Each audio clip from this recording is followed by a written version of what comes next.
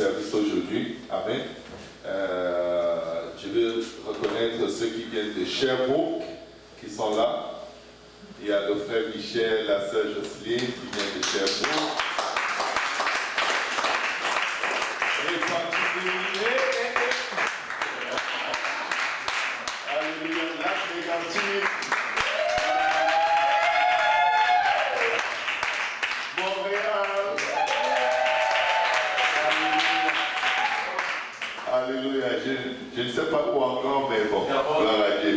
Où? Terrebonne. Terrebonne. Gloire au nom de Jésus. Alléluia. Nous bénissons le Seigneur. Amen. On a longtemps rêvé de ce moment où on aurait un service à l'acte négatif. Frère Michel, l'esprit pour Jésus. Amen. Sherbrooke pour Jésus. Amen. Partout, tout seul que le Seigneur nous donne de fouler de nos pieds, sa parole dit qu'il nous le donne en possession. Amen. Pour apporter sa parole, pour apporter la guérison, pour apporter la paix. Amen. Pour apporter la parole qui donne la vie à ceux qui ont faim et soif de la justice de Dieu. Amen. Gloire au nom de Jésus. Nous sommes privilégiés. Amen. C'est tout un honneur d'être là aujourd'hui. Merci pour votre sacrifice de temps. Merci pour votre sacrifice d'énergie. Je n'ai pas, honnêtement, je n'ai pas préparé un très gros message aujourd'hui. Sœur Rachel, si tu peux parler avec Pasteur Yannick Lévy. Bon, s'il te plaît. Donc, je suis venu aujourd'hui avec un seul désir. C'est laisser Dieu avoir sa volonté, c'est laisser Dieu aider quelqu'un. Je ne peux pas prétendre avoir tout saisi, mais ce que je sais, c'est ce que Dieu me donne et c'est ce que je veux partager. Amen. Je viens dire à quelqu'un aujourd'hui, Jésus t'aime. Amen. Jésus t'aime. Mais on va passer à travers les Écritures aujourd'hui et vous allez probablement être surpris parce que généralement dans la vie, quand on a des épreuves, on a des défis, on a des batailles, on a des situations qui nous oppriment, qui nous dépriment, qui nous découragent, on se dit, mon Dieu, pourquoi? Pourquoi moi? Parfois quand on dit pourquoi moi, c'est comme si on dit à Dieu, mais il y avait plein de gens là-bas qui tu vois des problèmes. Tu les as tous laissés, tu les envoies sur moi. Mais non, fais-le avec d'autres, pas avec moi. Moi je vais être tranquille. Je veux que tout soit beau, tout soit parfait. Je veux que tout le monde m'aime. Des fois quand on demande à Dieu pourquoi moi, c'est en fait parce qu'on voit que les autres ne passent pas à travers comme nous. Mais vous allez être surpris de voir que dans les Écritures, généralement quand c'est toi, c'est parce que Dieu veut détruire tes problèmes pour toujours. Amen. Vous savez avec quoi on fait des vaccins? On prend le virus. On travaille sur le virus. On produit en lui l'effet contraire de la maladie que ce virus te cause. Et devinez sur qui on vient injecter ce même virus. Encore sur nous. On te dit, bon, en fait, ce virus de la grippe, c'est ce qui te menace. On va l'utiliser pour te vacciner contre la grippe, de sorte que tu n'auras plus la grippe. Vous savez, l'homme copie beaucoup Dieu. Et je vais vous donner un exemple dans la Bible où Dieu a pris un problème qui pesait sur son peuple, il l'a utilisé pour délivrer son peuple pour toujours. Je vais vous dire une chose dont je suis totalement convaincu dans la foi. Être toujours à un endroit où tu as toujours les petits mêmes problèmes, c'est très plate. Ils vont, ils reviennent. Ils vont, ils reviennent. Les mêmes problèmes de carte de crédit, les mêmes chicanes de famille, les mêmes. C'est-à-dire que c'est comme si c'est devenu comme des saisons. été, automne, printemps, hiver, été, automne, printemps. Ce n'est pas une bonne vie. On s'y habitue et on commence à dire ça fait partie de la vie. Mais je vais vous dire une chose, ce n'est pas supposé. La Bible dit, bien aimé, je veux que tu prospères à tout égard et que tu sois en bonne santé, comme prospère l'état de ton âme. J'ai déjà prié pour des gens qui me disent, oh, je suis déjà habitué à ma maladie. Je dis, non, ne t'habitue pas. Amen. Parce que sans cette maladie, il y a un potentiel que tu peux atteindre dans la vie qui fait que cette maladie est là en fait pour empêcher que tu accèdes, que tu atteignes le sommet des projets que l'Éternel a formés pour toi. Donc, qu'est-ce qu'il faut faire? Il faut qu'elle parte. Amen. Il faut qu'elle parte. Il y a beaucoup de situations de la vie avec lesquelles on s'habitue.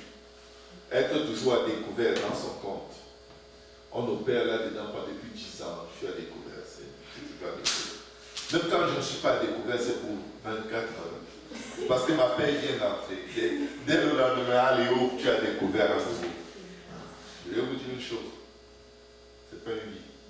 Tu es supposé avoir beaucoup. J'utilise l'exemple de l'argent parce que c'est toujours l'exemple que tout le monde comprend facilement. Nous ne prêchons pas la prospérité financière, nous prêchons la prospérité à tous égards.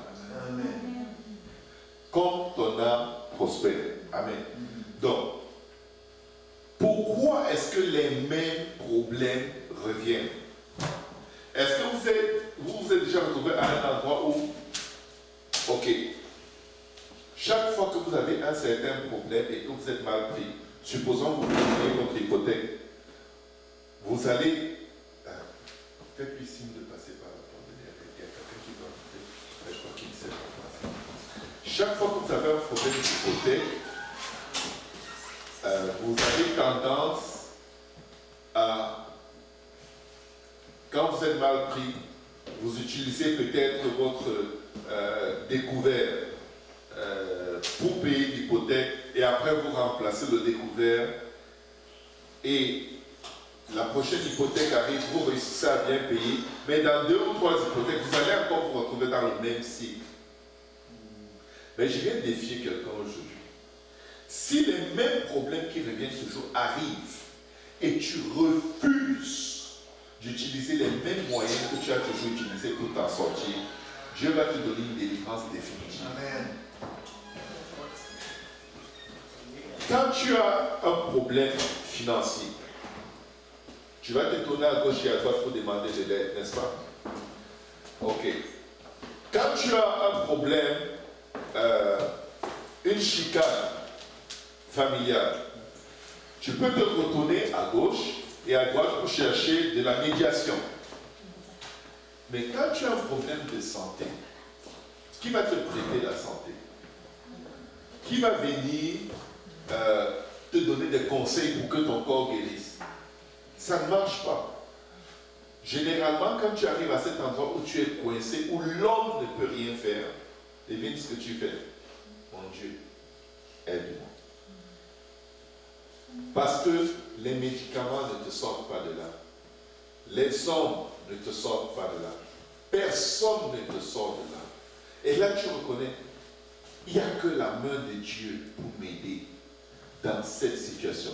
Il n'y a que la main de Dieu pour délivrer mon enfant de la drogue, de l'alcool, de la débauche, d'une sorte de vie que Dieu n'aime pas. Tu sens que même ta violence, tes menaces ne délivrent pas l'enfant. Tu comptes sur qui? Sur Dieu. Mais avant de compter sur Dieu, qu'est-ce que tu as fait? Tu as menacé l'enfant. C'est juste un exemple, ok? C'est juste un exemple. Dis à ton voisin, c'est juste un exemple. Tu as menacé ton enfant. Tu as dit, je ne t'achète plus ci, je ne te donne plus ça. Tu arrives à un endroit où, si tu es un Africain, tu l'amènes dans un coin bien caché. Tu mets tes gants de boxe, tu ne lui fais rien. Mais il sort de là en sachant que la prochaine fois, ça va mal se passer. Amen. Mais ça ne change pas le cœur de l'enfant. La violence physique, les moyens des hommes ne vont jamais te délivrer définitivement. C'est comme des doses temporaires, c'est comme des calmants. Le calmant calme, ça ne guérit pas. Le problème reste au fond. Et pour que les vrais problèmes partent, ça prend la main de Dieu. Il y a des gens qui ont des allergies, ça fait depuis qu'ils sont bébés, jusqu'à présent, 20 ans, 30 ans, 40 ans plus tard, ils les ont toujours. Les médecins ont tout essayé, ils lui disent, ben, tu vas juste t'habituer à vivre avec. Je vais te dire une chose, tu n'es pas obligé de t'habituer. Il y a un Dieu. Il y a un Dieu qui t'a créé. Il y a un Dieu qui guérit. Il y a un Dieu qui délivre. Il y a un Dieu qui va combattre ton combat. Il faut que tu saches compter sur Dieu. Amen. Si tu comptes sur Dieu, la majorité de tes problèmes disparaîtront en un temps très rapide.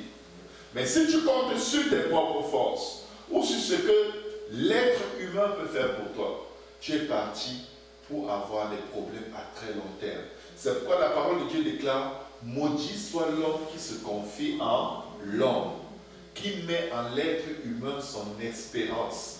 Quand ton espoir est fixé sur Dieu, même quand les gens te déçoivent, ton Rédempteur vit et il défendra ta cause. Amen. Tu n'as pas d'amertume parce que même en demandant à un être humain, tu sais qu'il est limité. Il peut ne pas avoir, il peut ne pas répondre à tes attentes. Mais tu sais que ton Dieu vit. Si ce n'est pas cette personne par qui Dieu va te délivrer, Dieu peut te délivrer par toi-même. Apprends à compter sur Dieu. On va aller dans les Écritures. Dans un passage très profond, très profond des Écritures, je vais vous inviter à ouvrir vos Bibles dans Exode au chapitre 14. Je ne serai vraiment pas là.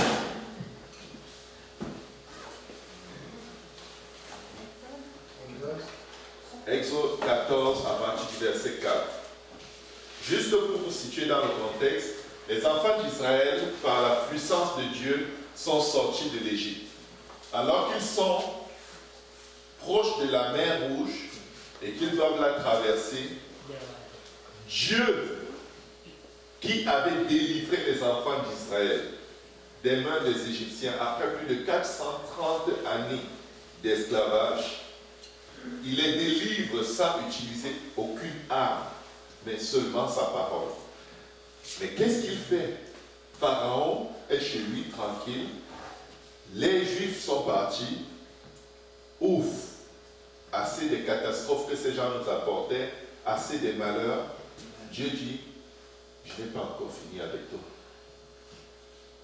Dieu veut parler aux problèmes qui reviennent dans ta vie pour dire, je ne vais pas juste te laisser revenir comme et quand tu veux. Dieu veut en finir avec ce problème, avec ces tourments, avec ces agressions psychologiques, avec ces harcèlements dans les pensées. Dieu veut en finir avec. Et pour en finir avec, il ne les éloigne pas de toi. Il les envoie après toi. Pourquoi est-ce qu'il les envoie après toi? Pour que cette fois-ci, alors que cette force du mal croit qu'elle va t'achever, ton Dieu va la détruire complètement. Ton Dieu va faire une œuvre qui va neutraliser ou anéantir complètement ce problème, de sorte que tu vivras comme s'il n'a jamais existé. Voici Pharaon qui tenait le peuple de Dieu en esclavage pendant plus de 430 ans. Qu'est-ce que Dieu dit après la sortie des enfants d'Israël? J'endurcirai le cœur de Pharaon, Exode 14, verset 4. J'endurcirai le cœur de Pharaon et il les poursuivra. Il poursuivra qui? Les enfants de Dieu. Est-ce que Dieu peut envoyer l'ennemi contre toi? Tu peux dire non, mais moi je vois que c'est lui.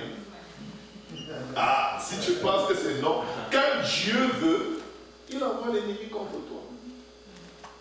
Donc des fois tu te bats contre l'ennemi. Parfois arrête même de te battre contre l'ennemi. Tourne-toi juste vers Dieu et dis, Seigneur, est-ce qu'il y a quelque chose que tu dois comprendre? Qu'est-ce qui se passe en réalité? On dirait qu'il ne parle pas. Tu pries, les problèmes augmentent. Plus vous priez pour ne plus vous chicaner, vous vous chicanez plus encore. Et à chaque fois, l'intensité, on dirait qu'elle est pire. Hein? Cette fois-ci, vous regardez, vous dites, waouh! Mais tu n'as pas l'impression qu'on a été au sommet cette fois? Oui, vous avez été au sommet. Parce que Dieu veut exposer l'esprit qui vous poursuit pour vous détruire. Dieu veut tellement bien l'exposer que quand il va le détruire, tout le monde saura, il est détruit et il est détruit pour toujours.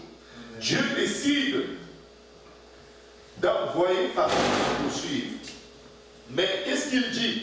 Il dit, mais Pharaon et toute son armée serviront à faire éclater ma gloire. Le problème qui n'arrête pas de revenir, quand il arrive à un endroit où il revient en force et que tu as l'impression que c'est la fin, ce n'est pas la fin. Dieu l'utilise cette fois-ci pour faire éclater sa gloire. Regardez ce que les Écritures nous disent. Et les Égyptiens sauront que je suis l'Éternel, et les enfants d'Israël firent ainsi. Non seulement il veut faire éclater sa gloire, mais il veut prêcher à ton ennemi qu'il est ton Dieu. Il veut faire savoir à ceux qui te combattent que Dieu est avec toi. Pourquoi? Parce qu'il ne veut pas que les méchants périssent, mais il veut que tout le monde parvienne à la repentance. Dieu veut te sauver, mais il veut aussi sauver ton ennemi. Si tu espères que Dieu va te débarrasser de ton ennemi, je crois que Dieu a plus d'intentions positives que ça. Amen. Regardez ce que la Bible dit. On annonça au roi d'Égypte que le peuple avait pris la fuite. Alors le cœur de Pharaon et celui de ses serviteurs furent changés à l'égard du peuple. Ils dirent, qu'avons-nous fait en laissant aller Israël dont nous n'aurons plus les services? Là, il se rappelle même. Il me payait des pensions alimentaires. Pourquoi je les laisse? Je vais aller leur demander encore la pension. Encore ce problème de pension alimentaire qui revient. Et là, tu en as marre. Et des fois, tu souhaites que la personne meure. Dieu dit non. Laisse la personne vivre. Je vais régler son compte une fois pour toutes. Oui. L'ennemi est là pour faire éclater la gloire de Dieu. Qu'est-ce que la Bible dit? Il dit, qu'avons-nous fait aller Israël? Nous n'aurons plus les services, donc nous n'aurons plus les services. Et Pharaon attela son char, il prit son peuple avec lui. Il prit 600 chars d'élite, c'est-à-dire les soldats les plus violents, les plus puissants de son armée, avec des chars. Et tous les chars d'Égypte. Il prend d'abord les chars d'élite, 600, et il prend tout le reste. En fait, il ne lui restait plus personne dans son pays comme armée quand il s'est levé ce jour-là. Devinez quoi? C'est Dieu qui l'a envoyé. Amen. C'est Dieu qui l'a envoyé. Souvent, tu es habitué à des petites maladies, mais tu arrives à l'hôpital, on te dit tu as un cancer. Du coup, tu réalises que tes allergies que tu avais, c'était rien. Tu allais bien. Tu te plaignais pour rien. Tes maux de tête qui revenaient tout le temps, c'était rien. Là, c'est le cancer. Juste le mot cancer te rend malade en accéléré. Je me dis, tu déprimes. Tu as l'impression que, voilà, il me reste 3 mois à vivre. Avant que le médecin ne te dise quoi que ce soit, tu commences à imaginer, c'est ce qui va me dire qu'il me reste 2 jours. Non. Ne t'inquiète pas quoi que le médecin puisse dire. Dieu est plus grand que les médecins. C'est lui qui t'a tissé dans le sein de ta mère, dit le psaume 139. La Bible dit, l'Éternel endurcit le cœur de Pharaon. Verset 5, l'Éternel endurcit le cœur de Pharaon. Verset 8, l'Éternel endurcit encore le cœur de Pharaon. Waouh! Qu'est-ce qui se passe au verset 8? Pharaon poursuivit les enfants d'Israël. Les enfants d'Israël étaient sortis, la main levée. Les Égyptiens les poursuivirent et tous les chevaux, les chars de Pharaon et ses cavaliers et son armée les atteignirent campés près de la mer vers Pi-Hahiroth vis-à-vis de Baal-Zephon. Pharaon approchait. Écoutez bien. Pharaon approchait. Les enfants d'Israël levèrent les yeux. Et voici les Égyptiens étaient en arrière, étaient en marche derrière eux. Ton problème est tellement proche de t'enlever le souffle, de te noyer, que tu te dis, c'est fini là. Et les enfants d'Israël eurent une grande frayeur et crièrent à l'Éternel. Il dit à Moïse, voici les erreurs qu'il ne faut pas faire au milieu des problèmes. Se retourner contre ceux qui t'apportent la parole de Dieu. C'est de leur faute. C'est de leur faute. C'est de la faute de Moïse. Qu'est-ce qu'ils disent à Moïse? N'y avait-il pas de sépulcres en Égypte, c'est-à-dire des tombeaux, sans qu'il fût besoin de nous mener mourir au désert? Il dit, mais Moïse, écoute, en Égypte, au moins, on avait des beaux tombeaux. Là, on va mourir. Comment tu t'imagines comment nous enterrer dans le sable, Moïse? Fallait nous laisser mourir dans des vrais tombeaux là-bas. Donc ça devient Moïse le problème. Que nous as-tu fait en nous faisant sortir d'Égypte? C'est vraiment hilarant. Genre, comme Moïse les a aidés là, c'était là. Moïse est un mauvais type. Tout le bien qu'il n'a jamais pu te faire, c'était du mal. Tu vois, ils oublient, ce n'est pas Moïse qui les a sortis de l'Égypte, c'est Dieu. Mais puisqu'il faut que quelqu'un soit coupable, ben, prenons celui qui parle de Dieu. C'est parce qu'on a peur d'attaquer Dieu directement, on attaque l'homme de Dieu. Sachant qu'il n'est pas Dieu, et il va être déprimé, on lui lance toutes les flèches, c'est de ta faute. Ah, c'est de sa faute. Si je souffre, c'est de sa faute. Depuis que je l'ai rencontré, depuis qu'il a prié pour moi, ma maladie s'est aggravée. C'est littéralement ce qu'on reproche à Moïse ici. N'est-ce pas là ce que nous te disions? Écoutez bien. Laisse-nous servir les Égyptiens. Comme pour dire, laisse-nous continuer dans la drogue, l'alcoolisme, la débauche. Laisse-nous être déprimés. Laisse-nous aimer le suicide. Car nous aimons mieux servir les Égyptiens que de mourir dans le désert. Vous vous imaginez, Dieu t'a délivré. Quand ça va mal, tu dis, pourquoi tu as fait ça? J'étais bien là-bas. Alors que quand tu étais là-bas, pendant 430 et plus, peut-être 460 ans, tu criais à Dieu. Maintenant, quand ça se passe, la vie après la délivrance, c'est une vie très dangereuse. Pourquoi est-ce qu'ils se retrouvent à cet endroit? C'est parce qu'ils n'ont aucune reconnaissance. La Bible ne mentionne aucun endroit où ils ont adoré Dieu après que Dieu les ait sortis de l'Égypte. Ils n'ont jamais pris le temps de dire merci. Jamais. Jamais. Quand tu n'es pas reconnaissant, tu vas toujours avoir quelqu'un qui est coupable de tes problèmes. Oh, c'est parce qu'on ne m'aime pas. Oh, parce qu'on ne m'appelle pas. Oh, parce qu'on ne me cherche pas. Mais aide les gens. Appelle-les. Cherche-les. Je veux dire, fais à autrui ce que tu aimerais qu'on te fasse. Parce que quand tu le fais, tu ne peux pas te plaindre. On se plaint de ce qu'on ne donne pas aux autres. Je vous promets, quand un homme se plaint beaucoup que sa femme ne lui donne pas assez d'attention, c'est parce que lui, il ne donne pas assez d'attention à sa femme. Et vice versa. Tu ne me donnes pas assez d'attention. Mais ça veut dire que depuis tu m'observes en train de ne pas te donner de l'attention et tu ne me donnes pas de l'attention que tu veux que je te donne.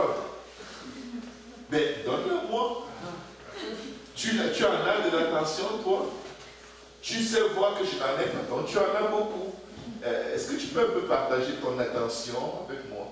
Apprends-moi à te donner de l'attention, par exemple. Alléluia. On se plaint de ce qu'on ne fait pas. Je me rappellerai toujours, je vais dire à mes enfants, allez ranger votre chambre, allez ranger votre chambre. Un jour, je finis de les chicaner, je montais les escaliers, maintenant je suis sorti. Attends, le Seigneur me dit, et ta chambre, elle est comment? Je dis, ah, c'est moi le père. C'est ce qu'on appelle de la dictature.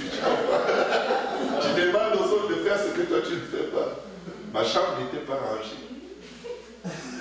Donc, et là je venais de vraiment les menacer. Vous voyez comment la vie est. C'est ça l'être humain. Si tu ne sais pas que l'être humain est comme ça, tu vas passer le temps à fuir des amitiés. Alors qu'il faut accepter ton prochain comme Dieu. Ton prochain n'est pas supposé être ta photocopie conforme. On est différents. On a des approches différentes en tout dans la vie. Le Seigneur dit, aimons-nous les uns les autres. Parce que je vais vous dire une chose. Si nous sommes capables de faire ça à Dieu, à combien plus forte raison à nous, les uns les autres. Souviens-toi toujours que la personne qui est dans ta vie, de près ou de loin, c'est un être humain, c'est-à-dire un être susceptible de faillir, et faillir mal, faillir de la façon la plus cruelle. Amen. Les disciples de Jésus l'ont abandonné. Ils ont fui dans les moments les plus difficiles de sa vie. Et il y a un qui a tellement fui qu'on a attrapé ses vêtements. Il leur a dit, en fait, je voulais vous en faire un cadeau. Il a laissé tous ses vêtements. La Bible dit qu'il a fui. Il a fui nu. Si quelqu'un ici te trouve dans des grosses difficultés, tu as une crevaison quelque part vers Nantes, et il te voit en passant dans sa vie, salut, il n'accélère pas. C'est sûr que ce n'est plus une personne que tu vas saluer dans les cantiques pour le restant de ta vie. Parce qu'il t'a vu en train de souffrir. Tout ce qu'il t'a donné, c'est son salut. Non, tu voulais plus. Mais c'est un être humain. Amen. Pour revenir à mon texte, Moïse répondit au peuple, ne craignez rien, restez en place et regardez la délivrance que l'Éternel va vous accorder en ce jour. Car les Égyptiens que vous voyez aujourd'hui, vous ne les verrez plus jamais. Les problèmes que tu vois aujourd'hui, si tu sais attendre le secours du Seigneur et te détourner de toute possibilité qu'un être humain t'aide, Dieu va t'en délivrer définitivement. Regarde un peu ces problèmes qui se répètent encore et encore dans ta vie. Et regarde quels sont les moyens que tu utilises tout le temps. Est-ce que c'est des moyens qui dépendent des hommes? Si c'est des moyens qui dépendent des hommes et non pas de Dieu, arrête. Arrête d'utiliser les cartes de crédit pour payer tes factures. Parce que dès que tu as ton salaire, tu mets tout dans la carte de crédit. En fait, tu n'as jamais rien. Parce que tu n'as jamais permis à Dieu de te bénir miraculeusement dans tes finances. Tu utilises encore des mêmes médicaments, les mêmes antidépresseurs. Écoute, à un moment là, tu dis, Seigneur, ou tu me délivres, ou tu m'enlèves la vie. Parce que j'ai quand même un Dieu dans ma vie. Il y a un temps pour ça. Mais à un moment, quand tu veux vraiment sortir d'une embuscade que l'ennemi t'a tendue, tu dois combattre ce problème spirituellement. Tu dois entrer dans la présence de Dieu, prier et s'il faut jeûner, jeûne. Car il y a certains problèmes qui ne partent que par le jeûne et la prière. Et ce n'est pas un jeûne que quelqu'un doit t'imposer. Ce n'est pas une prière que quelqu'un doit te demander de prier. Tu dois tellement désirer être délivré que tu dis, tu sais quoi? Je n'ai pas besoin qu'on impose des mains sur moi. Quelque chose va se passer. Tu tombes à genoux devant Dieu et tu lui dis, Seigneur, si tu ne me guéris pas maintenant, je ne bouge pas. Une sœur à l'église de Saint-Laurent, elle a eu une sorte de maladie dont j'ai même oublié le nom, qui l'a subitement attaquée. Et elle sentait la mort se saisir de son corps. Elle a dit à son mari, prions. Ils ont prié. Ils étaient chez eux. Son mari lui dit, ça va aller. Alors on a assez prié, arrêtons comme ça. Elle a dit non, allons à l'église. Ils sont allés à l'église. Ils sont restés dans l'église. Elle s'est placée devant l'autel. Elle a dit à Dieu, je ne guéris pas, je ne sors pas d'ici. Elle a prié de 12h à 18h. Elle a eu une guérison complète. Complète. Parce qu'elle savait, ça ce n'est pas une attaque humaine. C'est un démon qui essaie de m'enlever ma vie. C'est juste pour dire, quand ça ne va pas, il ne faut pas chercher à atténuer. Il faut régler les problèmes à la source. Amen. Il faut compter sur Dieu parce que Dieu a l'intention de le faire. Qu'est-ce que la Bible nous dit par la suite? L'Éternel dit à Moïse, au verset 14, il dit, l'Éternel combattra pour vous et vous gardez silence. C'est Dieu qui avait envoyé les problèmes à leur suite. C'est Dieu qui avait envoyé Pharaon qui allait les tuer. Les Lévites qui allaient les débarrasser de Pharaon. C'est Dieu.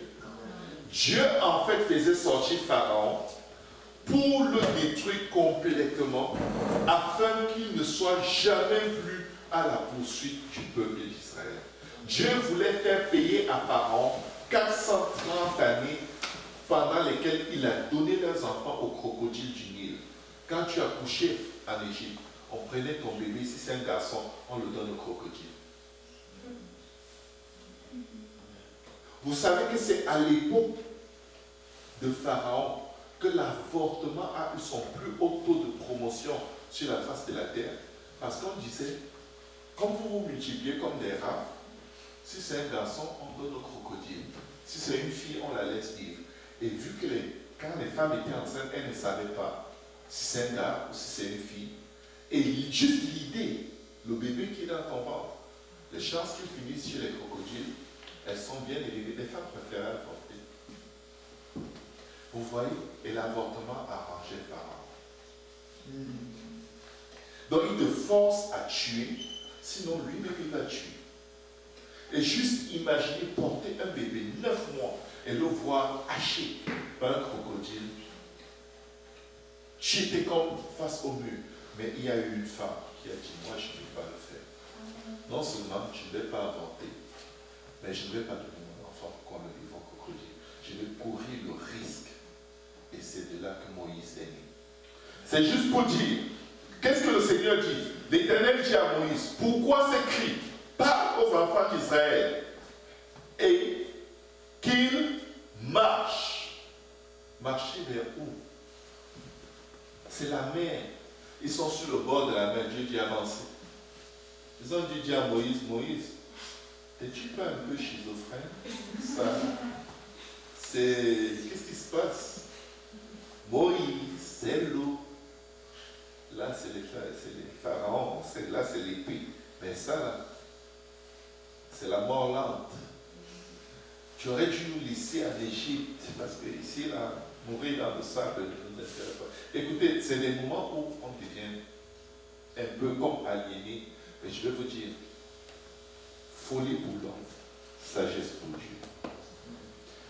Le prochain verset dit, toi, lève ta verge et tends ta main sur la mer et fends-la. Et les enfants d'Israël entreront au milieu de la mer à sec. Et moi, je vais endurcir le cœur des Égyptiens pour qu'ils entrent après eux. Et Pharaon et toute son armée, ses chars et ses cavaliers feront éclater ma gloire. Moïse a étendu sa verge, le bâton d'autorité qu'il avait dans la main. Dieu a ouvert la mer. Mais avant d'ouvrir la mer, l'ange de l'Éternel a fait descendre une colonne de feu. Cette colonne séparait les Égyptiens qui les poursuivaient du peuple d'Israël. Du côté des Égyptiens, c'était les ténèbres. Et du côté du peuple d'Israël, c'était totalement éclairé.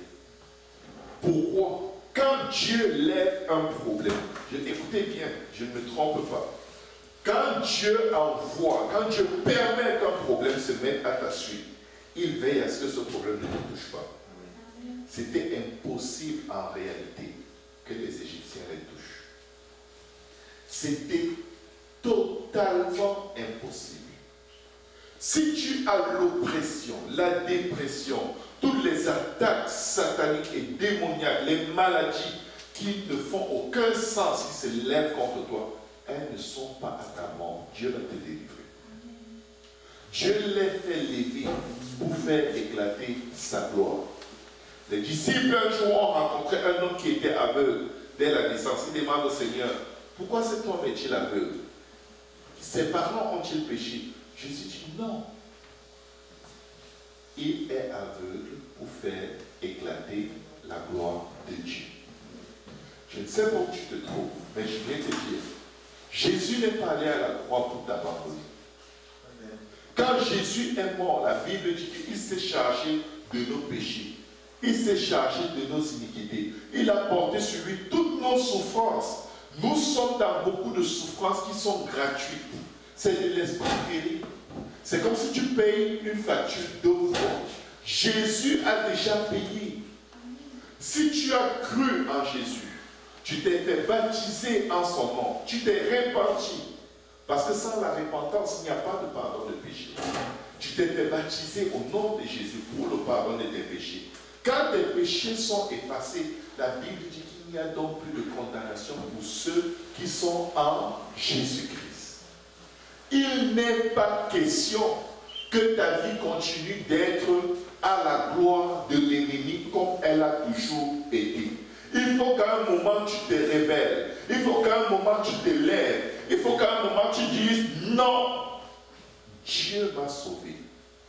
Ceci n'est plus supposé être mon quotidien. L'oppression que tu avais quand tu étais non-croyant n'est pas supposée continuer.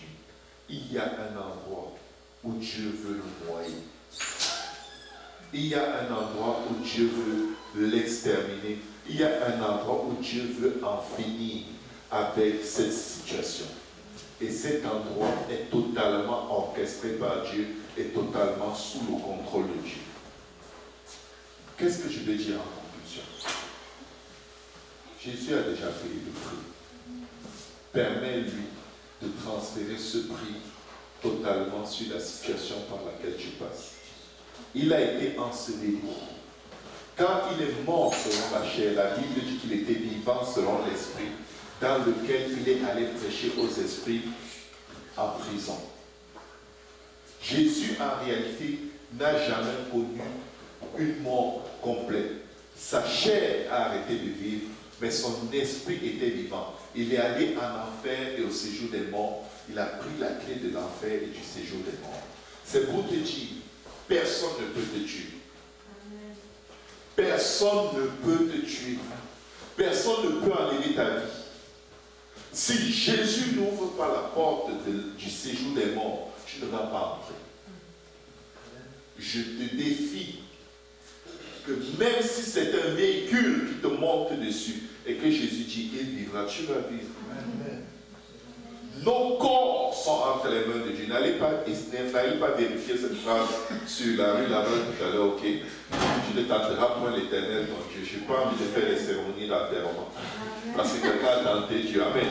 C'est juste pour dire, le problème qui se passe, ou l'événement par lequel tu passes en ce moment, qui est difficile à vivre, ne l'accepte pas. Amène-le au pied de la croix. Après 3 jours dans le séjour des morts, il est ressuscité. Et par la foi en sa mort, en son ensevelissement, c'est-à-dire son enterrement et sa résurrection, tu peux avoir la vie éternelle. Tout ce que tu dois faire, c'est te repentir de tes péchés. Demander pardon à Dieu et faire un demi-tour. L'exemple que je prends toujours, qui est comme le plus simple, c'est si tu te prostituais, quand tu dis une prostituée qu'elle s'est repentie, ça ne veut pas dire qu'elle a diminué le nombre de clients. Elle a arrêté la prostitution. Un voleur qui s'est repenti, c'est pas, il faisait du shoplifting, il volait, il faisait du vol à l'étalage chez Maxi, maintenant il fait juste chez Dolorama. Non, c'est pas ça. Il ne le fait plus. C'est ça la repentance. Et il demande à Dieu la force de ne pas retourner dans ces mêmes choses. Quand tu confesses tes péchés à Dieu, tu te répands. Ce que Dieu te demande de faire, c'est fais-toi baptiser et laver de tes péchés en invoquant le nom de Jésus. La Bible dit que tous les prophètes rendent de lui le témoignage que quiconque croit en lui reçoit par lui, reçoit par son nom, le pardon des péchés. Quand tu es baptisé au nom de Jésus, tout ce que l'ennemi fait dans ta vie, c'est une série d'illusions. Tu as la victoire là-dessus. Mais il faut que tu arrives à un endroit avec Dieu où tu n'as pas encore été. Parce qu'il a juré, assieds-toi à ma droite jusqu'à ce que je fasse de tes ennemis ton marchepied. Est-ce qu'on peut dire merci au Seigneur? Yes. Est-ce qu'on peut dire merci?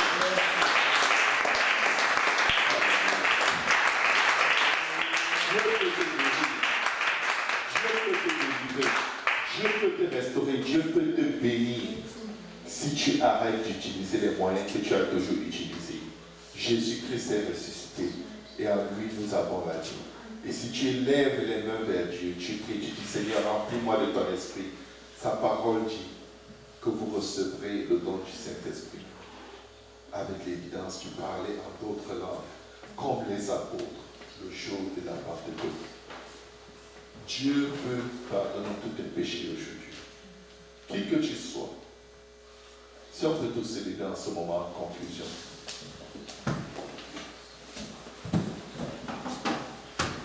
Les enfants d'Israël ont vu la mort, ils ont vu le feu, ils ont été esclaves, ils ont été battus, abusés. Leur bébé jeté au crocodile. Mais leur Dieu avait un temps de vengeance pour eux. Je ne sais pas par quoi tu passes, mais je vais te dire une chose. Les ténèbres ne régneront pas toujours. Amen.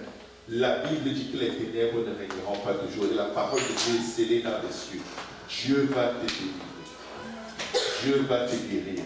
Dieu va te restaurer. Et tu n'as pas besoin de promener des regards inquiets. Je lève les yeux vers la montagne, d'où me viendra le secours. Le secours me vient de l'Éternel, qui a fait les cieux et la terre. Il ne permettra pas que mon pied chancelle. Celui qui te garde ne sommeille ni ne dort. L'Éternel qui te garde est le seul vrai Dieu. Élevons nos voix et prions, parlons à Dieu pour conclure, pour lui confier les situations de nos vies, de nos cœurs, et laissons Dieu agir. Amen. Alléluia, Éternel des âmes. Papa, nous venons encore nous confier à toi. Nous venons nous abandonner à toutes les divines mains, Seigneur. Papa, permets que mes cantiques reçoivent ta parole. Permets que les hommes, les femmes, les jeunes gens, les vieillards, Seigneur Jésus, que ta parole rentre dans leur maison et leur donne l'espérance au milieu de leur désespoir. Leur donne la paix au milieu du trouble, Seigneur Jésus, la victoire au milieu de l'échec, Seigneur Jésus. Des pensées positives, Seigneur, là où le négatif les a saturés, Seigneur, corps, âme et esprit. Je prie, Père, dans le nom de Jésus, que toute résistance, Seigneur, tout esprit qui s'oppose à la connaissance de Dieu, Papa, soit lié maintenant et jeté dans les abîmes au nom de Jésus. Je prends autorité, Seigneur, contre toute forme, Papa, de blocage, Seigneur, tout voile spirituel. Je le déchire au nom de Jésus-Christ, Seigneur. Papa, je souffle par la puissance de ton esprit, Seigneur, le souffle de vie, Seigneur Jésus. Papa, je commande Ephrata aux yeux des aveugles. Papa, Ephrata aux oreilles des sourds, Seigneur Jésus. Papa, je commande, lève-toi, marche, Seigneur Jésus, aux infirmes, au nom de Jésus-Christ. Je te prie, Père, dans le nom de Jésus, manifeste, Seigneur, Papa, une démonstration de ta puissance et de ton autorité dans ce lieu, au nom de Jésus. Viens nous rencontrer au lieu de nos besoins et ne permets pas, Seigneur, que l'ennemi et ses œuvres prévalent encore, Seigneur, contre nous. Papa, nous t'appartenons, Seigneur. Nous ne sommes pas des victimes, Seigneur, mais nous sommes plus que vainqueurs par celui qui nous fortifie, Seigneur. Viens prendre la première place. Viens prendre la place, Seigneur Jésus. Viens règne dans nos cœurs. Viens règne dans notre situation. Viens règne dans notre vie. Viens prendre le public, Seigneur. Viens prendre le développement, Seigneur. Sois notre force, Seigneur. Sois notre paix, Seigneur Jésus. J'ordonne la délivrance. J'ordonne la délivrance. J'ordonne que le miraculeux se produise dans la vie de quelqu'un maintenant. Au nom de Jésus.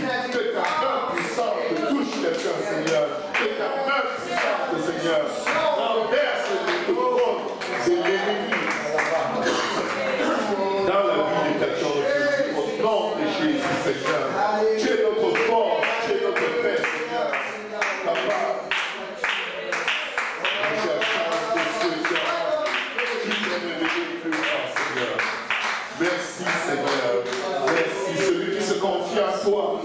ne sera point confus.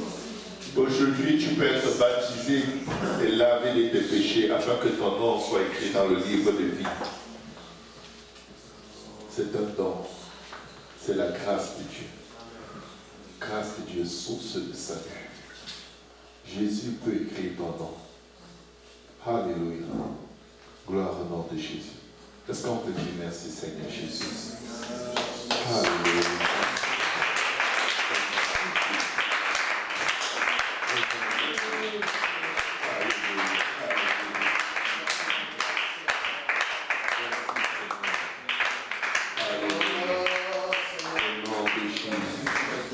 Quelle grâce, amen. Alléluia. Est-ce qu'il y a quelqu'un qui a besoin de prière spéciale? Si tu veux, tu peux t'avancer, on va prier pour toi. Amen. En ce moment. Ne soyez pas gênés, ne soyez pas intimidés. Je demandais si quelqu'un a besoin de prière spéciale, quelqu'un a besoin qu'on prie pour lui. Alléluia. Pasteur Yannick, bien dit, on va prier. Alléluia. Alléluia. Éternel des armées. Alléluia. Éternel des armées, dans le nom de Jésus. Je viens, Seigneur, prendre autorité, Seigneur Jésus, contre toute situation, Seigneur, qui empêche que ta servante, Seigneur, soit en bonne santé, qu'elle prospère à tout égard et qu'elle soit, Seigneur Jésus, en santé, Seigneur, qu'on prospère l'éclat de son âme. Je viens renverser, Seigneur, toute forteresse, toute maladie, Seigneur Jésus, toute attaque, toute œuvre de l'ennemi dans sa vie. Papa, je repousse les ténèbres dans le nom de Jésus, alors que j'étends la verge d'autorité, Seigneur, contre tout obstacle dans sa vie. Je commande, décrète et déclare dans le nom de Jésus qu'elle est guérie. Je commande, décrète et déclare au nom de Jésus que tu fais de ses ennemis son marche-pied. Je commande, décrète et déclare dans le nom de Jésus, Papa, la victoire, Seigneur Jésus, dans tous les aspects de sa vie, Seigneur. Si elle se tient à la brèche en faveur de quelqu'un, Papa, je prie, Seigneur, que ta main puissante aille rencontrer cette personne au lieu de ses besoins et que tout démon, toute force du mal, Papa, qui attaque cette personne soit liée et jetée dans les abîmes au nom de Jésus. Que ton règne vienne par tes meurtres sur Seigneur Jésus. Je décrète et déclare sa guérison au nom de Jésus. Papa, victoire dans la vie de ta servante Karine. Seigneur, au nom de Jésus, contre, Papa, l'adversaire, l'ennemi de son âme, Seigneur, celui qui la poursuit pour la crier, pour l'égorger, la détruire. Papa, retourne ses armes contre eux-mêmes. Au nom de Jésus, Papa, je décrète et déclare que nous entendrons un témoignage vivant et puissant de la manière dont tu l'as restauré, tu l'as délivré, tu l'as guéri, Seigneur Jésus. Et Papa, tu as récupéré tout ce que Satan lui a volé au travers des hommes, au travers des escrocs, des pilleurs, Papa, au travers des manipulateurs dans sa vie. Papa, je commande la restitution 4 fois plus que ce qui a été volé au nom de Jésus. Je commande, Seigneur, la restauration de son corps, son âme, son esprit, de tout son être. Au nom de Jésus, Papa, règne dans sa vie et déterre l'ennemi de son âme au nom de Jésus. Je viens prendre autorité contre Satan, Seigneur. Je repousse le diable, je repousse les manipulations, les manigances humaines. Je repousse les pensées négatives. Je repousse, Seigneur Jésus, toute œuvre de l'ennemi dans la vie de ta servante. Je prie, Seigneur Jésus, accomplis ce miracle qu'elle te demande, ce miracle qu'elle attend, Seigneur. Accomplis-le quand elle témoigne, Seigneur, et que ton nom soit élevé, que ton nom soit glorifié, que sa joie soit parfaite afin qu'elle te glorifie au nom puissant de Jésus-Christ, Seigneur. Déterre l'ennemi de son âme, Seigneur, et que ta paix qui surpasse toute intelligence garde son cœur et ses pensées en Jésus-Christ. Au nom de Jésus, Seigneur, je viens prier pour ta servante, Seigneur. Papa, je plaide le sang de Jésus contre tout acte dans les ordonnances et la condamnerait et subsisterait contre elle. Papa, je déclare que celui qui est en Christ est une nouvelle créature. Les choses anciennes sont passées. Voici toute chose est devenue nouvelle. J'ordonne ta faveur, Seigneur. Je commande ta bénédiction sur ta servante. Au nom de Jésus-Christ, Seigneur. Bénis ses seins, bénis ses reins, bénis tout son être, Seigneur. Bénis-la tout entière, Seigneur. Que ce qu'elle espère de toi, Seigneur, qu'elle obtienne à cause du prix que tu as payé à la croix. Et au-delà, Seigneur Jésus, que son cœur soit dans la joie, que son âme soit restaurée. Je repousse l'oppression, je repousse toute forme de dépression, je repousse, Seigneur, toute manigance, toute attaque de Satan dans ses pensées. Je lève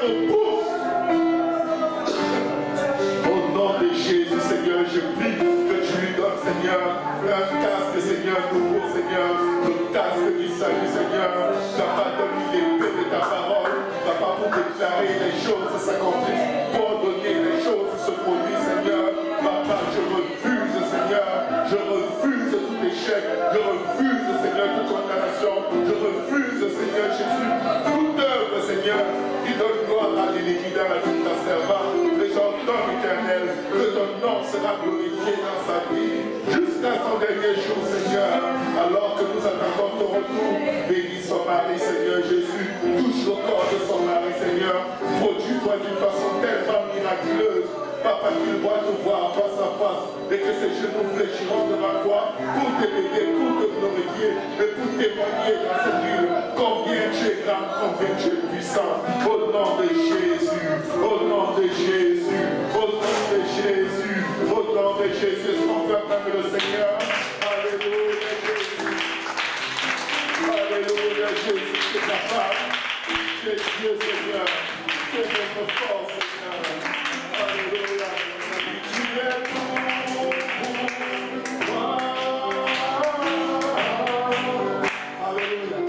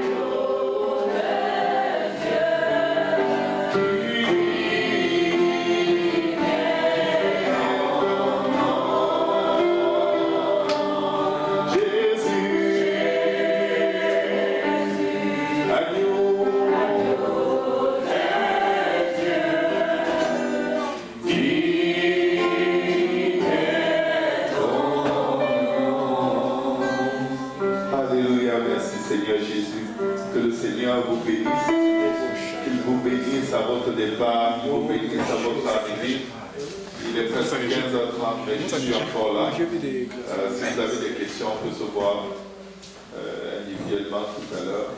Alléluia, nous allons bénir le Seigneur. Et rendez-vous au plus tard dans un mois. Amen. Amen.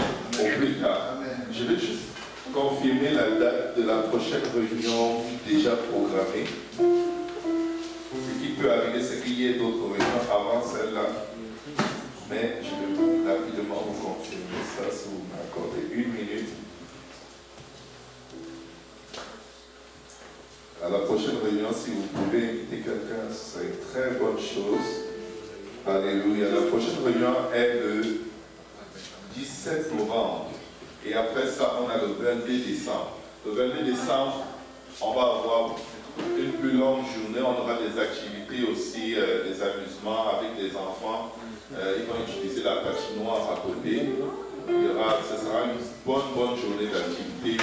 Je crois qu'on aura à peu près une vingtaine de personnes qui vont venir de Montréal. Je crois que c'est le jour où toute ma famille sera là. Tout le monde, jusqu'au bébé, Victor, et tous les enfants vont venir. Et c'est ça. Donc, 17 novembre, 22 décembre, c'est les prochaines dates.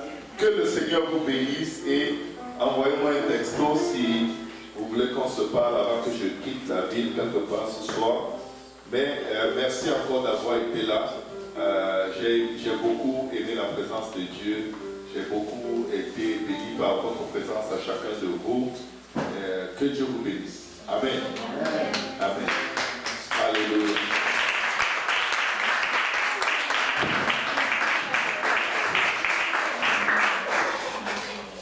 Juste une petite faveur, on va placer les chaises au coin là-bas, les unes sur les autres, de l'angle jusqu'à la porte, jusqu'à la fenêtre. Mais ici, il y aura une table avec 4 chaises, ici une table avec 4 chaises, là